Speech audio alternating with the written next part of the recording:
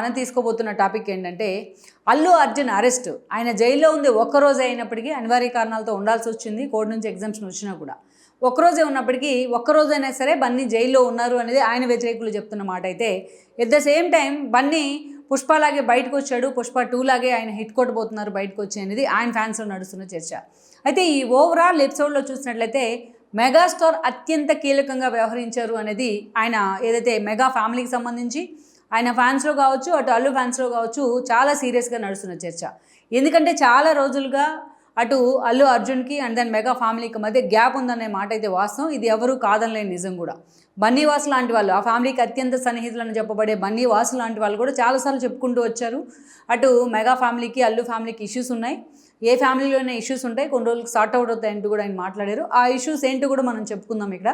But అదే సమయంలో చూసినట్లయితే ఈ రోజున మెగాస్టార్ అత్యంత కీలకంగా మారారు. ఈ టోటల్ ఎపిసోడ్ మనం చూసినట్లయితే అల్లు అర్జున్ ఇంటికి సంధ్యా థియేటర్ ఎపిసోడ్లో రేవతి మృతికి కారణమైన అల్లు అర్జున్ ఆయన ప్రత్యక్షంగానే కారణమయ్యారు. ఈరోజు తనకి ఎలాంటి సంబంధం లేదు, ఇంటెన్షనల్ కాదు అని అల్లు అర్జున్ చెప్తున్నప్పటికీ కూడా అందులో అల్లు అర్జున్ డైరెక్ట్ ఇన్వాల్వ్మెంట్ ఉంది అనేది ఎవరైనా ఆ సంఘటన చూసిన వాళ్ళు చెప్పగలరు కూడా.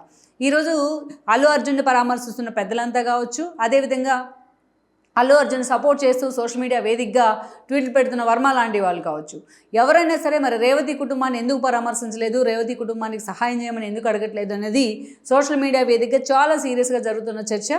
ఆ చర్చ గురించి కూడా ఇక్కడ హైలైట్ చేసుకునే ప్రయత్నం చేద్దాం మనం. అయితే అట్ ద సేమ్ టైం ఈ టోటల్ ఎపిసోడ్ ఎప్పుడైతే ఈ కేసు విషయంలో నాన్ బెయిలబుల్ వారెంట్ అయితే బన్నీకి ఇష్యూ కావడం జరిగింది. ఈ క్రమంలోనే బన్నీ ఇంటికి పోలీసులు రావడం, ఆయన్ని అటు కోర్టులో ప్రొడ్యూస్ చేసే ముందు ఆయన్ని కోర్టుకు తీసుకెళ్ళడం కానీ, ఈ లోపలే ఆయన లంచ్ మోషన్ పిటిషన్ కానీ బెయిల్ ఇచ్చినా కూడా అప్పటికే లేట్ అయిపోవడంతో ఆయన ఒకరోజు చెంచులు కూడా జైల్లో కూడా ఉండాల్సి వచ్చింది. దెన్ ఒకరోజు నైట్ ఉన్న తర్వాత అక్కడి నుంచి మళ్ళీ పోలీసులు ఆయన్ని తీసుకొచ్చి ఇంటి దగ్గర కూడా దిగబెట్టారు. అయితే ఆయన ఇప్పుడు బెయిల్ మీదే ఉన్నట్టు లెక్క. అల్లు అర్జున్ పూర్తి స్థాయిలో ఆయనకి ఎగ్జామ్షన్ వచ్చింది అని కూడా మనం అనుకోలేం. బట్ కారణాలు ఏమైనప్పటికీ అల్లు అర్జున్ అభిమానులు మాత్రం చాలా హ్యాపీగా ఫీల్ అవుతూ ఉన్నారు. తమ ఎవరైతే ఉన్నారో తమ అల్లు అర్జున్ ఆయన చాలా మిస్టర్ క్లీన్గా బయటకు వస్తారు, ఈ ఇష్యూలో ఆయనకి ఏం సంబంధం అంటూ కూడా వాళ్ళు ప్రశ్నిస్తూ ఉన్నారు. అది సహజమే ఇలాంటి ఇష్యూ తెర మీదకి వచ్చినప్పుడు. అయితే ఇక్కడే ఒక ట్విస్ట్ ఏంటంటే ఈ టోటల్ ఎపిసోడ్లో మెగాస్టార్ చాలా కీలకంగా వ్యవహరించారు. అల్లు అర్జున్ అరెస్ట్ అనే మాట ఎప్పుడైతే వినిపించిందో ఆయన ఇంటికి అలా పోలీసులు వచ్చారో లేదో ఇలా తన భార్య సురేఖను తీసుకొని మెగాస్టార్ ఆ ఇంటికి రావడం జరిగింది. అటు అప్పటికే అల్లు అర్జున్ని పోలీసులు తీసుకెళ్లిన క్రమంలో అటు అల్లు అరవింద్కి కానీ అదేవిధంగా ఆయన కుటుంబ సభ్యులకు కానీ చిరంజీవి అండ్ సురేఖ ఇద్దరు కూడా ధైర్యం చెప్పడం జరిగింది. ఇక అక్కడి నుంచి వాళ్ళు అటు నాంపల్లి కోర్టుకు కూడా వెళ్ళున్నారు, చెంచులు కూడా జైలు దగ్గర కూడా వెళ్ళారనే ప్రచారం అయితే ఉంది. సో ఓవరాల్గా మనం చూసినట్లయితే మొన్నటి వరకు అందరూ అనుకున్న మాట ఏంటంటే mega family versus Allu Arjun అనే ఎపిసోడ్ నడుస్తూ వచ్చింది. మెగా వర్సెస్ అల్లు అన్న తీరుగా అనేక ఇష్యూలు తెర మీదకి కూడా వచ్చాయి. ఒక దశలో పవన్ కళ్యాణ్ వర్సెస్ బన్నీ అన్న తీరు కూడా తెర మీదకి వచ్చింది.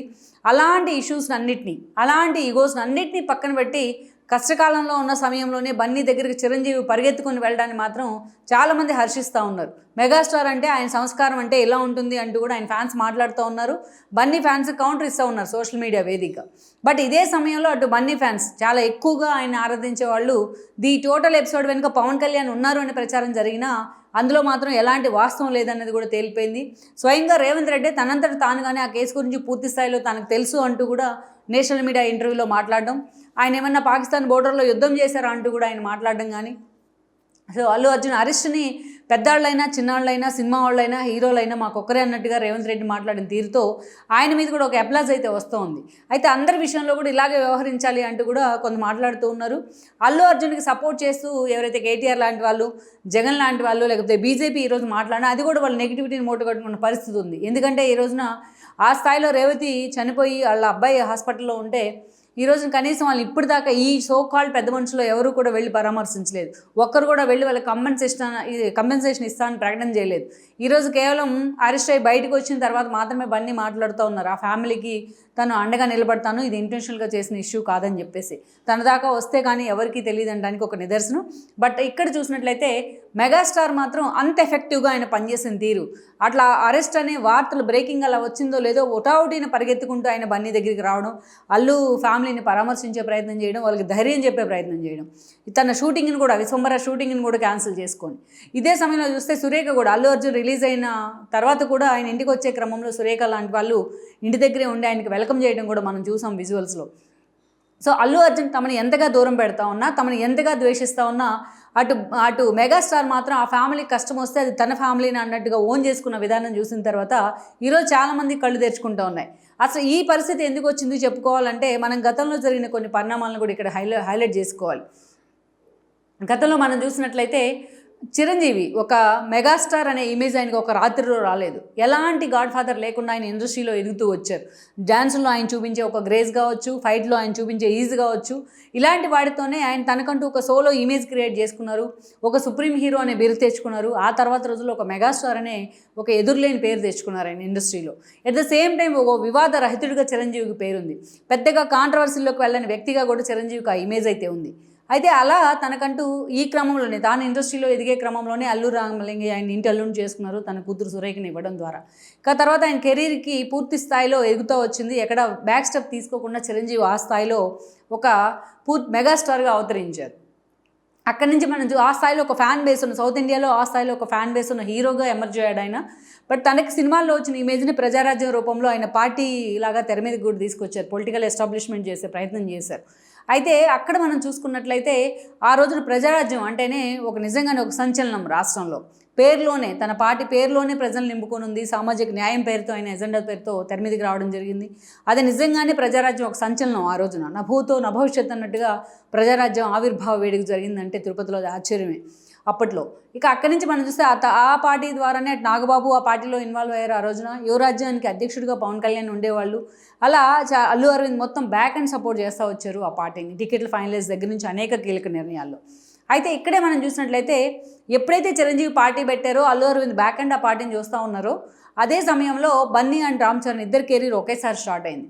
ఇద్దరు ఒక గంగోత్రి లాంటి ఒక డెబ్యూ మూవీతో రాఘవేంద్రరావు బన్నీని ఇంట్రడ్యూస్ చేస్తే ఎట్ ద సేమ్ టైం యారో చిరుత లాంటి ఒక డెబ్యూ మూవీతో పూరి జగన్నాథ్ ఆయన ఇంట్రడ్యూస్ చేయడం జరిగింది రామ్ చరణ్.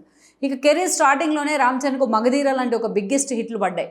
అదే సమయంలో బన్నీకి కూడా మంచి మంచి సినిమాలు రావడం జరిగింది. ఈ క్రమంలోనే వాళ్ళిద్దరి మధ్య జనరల్గా ఒక ఇంట్లో ఇద్దరు హీరోలు ఉంటే ఈగో ఉంటుంది. ఒక ఇంట్లోనే ఉంటే పక్క ఇళ్లలోనూ బంధువులలోనూ ఉంటే ఆ ఈగో ఇంకా ఎక్కువగా ఉంటుంది. దట్టు ఫ్యాన్ బేస్ కూడా ఆ ఫ్యామిలీకి ఎక్కువగా ఉంది కాబట్టి ఆ ఈగో అలాగా ఆధిపత్య పోరు పెరుగుతూ వచ్చింది.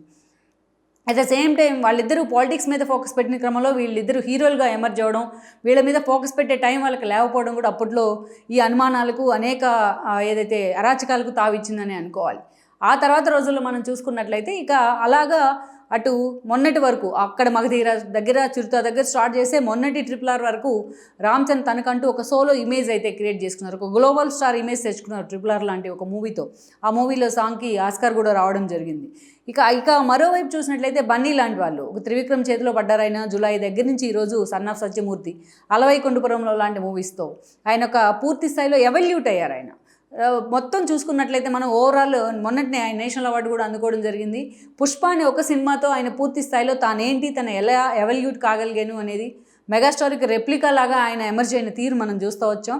ఒక ఇండివిజువల్గా ఐకాన్ స్టార్ అనే ఇమేజ్ని తెచ్చుకోవడం అంటే అది ఆషామాషి విషయం కాదు, ఒక స్టైలిష్ స్టార్ అని. అలా తనకంటూ బన్నీ కూడా ఓన్ ఇమేజ్ అయితే క్రియేట్ చేసుకున్నారు.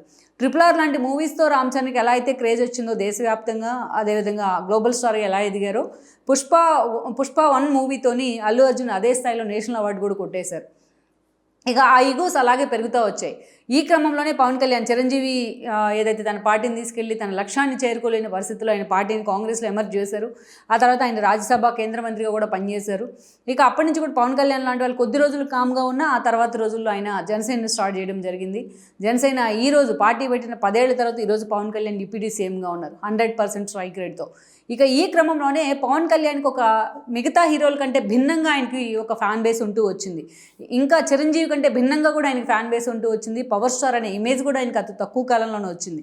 బికాస్ ఆఫ్ హిజ్ యాటిట్యూడ్ కావచ్చు, సోషల్ కన్సర్న్ కావచ్చు, సోషల్ ఇష్యూస్ మీద పవన్ కళ్యాణ్ స్పందించే తీరు కావచ్చు, ఆయన అలా ఒక దేవుడిలాగా కొలిచే ఫ్యాన్ బేస్ అయితే ఆయనకి తెలుగు రాష్ట్రాల్లో ఏర్పడిందని అనుకోవాలి.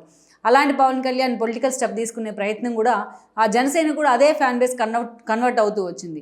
ఈ క్రమంలోనే పవన్ కళ్యాణ్ ఫ్యాన్స్ నుంచి బన్నీకి చాలాసార్లు కొన్ని డిమాండ్స్ ఎదురవుతూ వచ్చాయి. చాలా వేదికల మీద బన్నీ మాట్లాడే క్రమంలో పవన్ కళ్యాణ్కి జిందాబాదులు కొట్టాలంటూ, జై కొట్టాలంటూ వాళ్ళ ఫ్యాన్స్ అడగడం కానీ, నేను కొట్టను బ్రదర్ అంటూ బన్నీ చెప్పడం కానీ చాలాసార్లు ఆ వ్యత్యాసం కనిపిస్తూ వచ్చింది. ఫ్యాన్స్ కూడా ఒకరంటే ఒకరి మీద ఒకరు సోషల్ మీడియా వేదికగా తిట్టుకున్న సందర్భాలు ఉన్నాయి, ఒకరిపై ఒకరు విమర్శలు చేసుకున్న సందర్భాలు కూడా ఉన్నాయి. అక్కడి నుంచి చూసినట్టు అనేక సందర్భాలు జరుగుతూ వచ్చింది. పవన్ కళ్యాణ్ వర్సెస్ బన్నీ అన్నట్టుగా ఆ ఇష్యూ మారిపోయింది. యాక్చువల్గా అంతకుముందు రామ్ చరణ్ వర్సెస్ బన్నీ అన్నట్లు ఉండేది. వన్స్ పవన్ కళ్యాణ్ లైమ్లైట్లోకి వచ్చిన తర్వాత పవన్ కళ్యాణ్ వర్సెస్ బన్నీ అన్నట్టుగా, బన్నీ అనే తీరుగా వాతావరణం మారింది. అనేక సందర్భాల్లో ఇది ఎక్స్ప్లైట్ అవుతూ వచ్చింది.